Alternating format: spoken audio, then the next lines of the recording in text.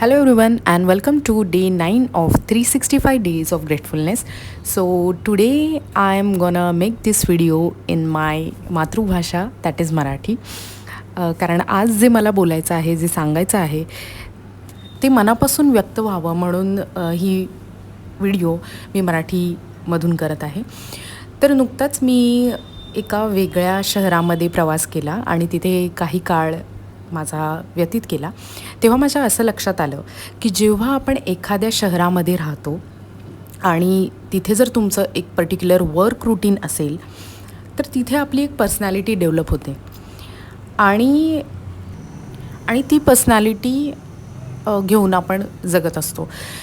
आणि अचानक आपण एका वेगळ्या शहरामध्ये काही कामानिमित्त किंवा ठरवून प्रवास करतो आणि त्यानंतर आपल्या असं लक्षात येतं की आपण खूप बदललो आहे.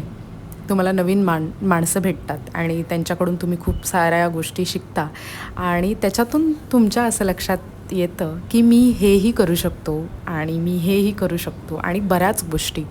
आणि खरोखरच आपण एक खूप व्यापक मनुष्य आहोत किंवा एक व्यापक ऊर्जेचा स्रोत आहोत ह्याची एक प्रचिती येते आणि ती मला ह्या प्रवासात आली.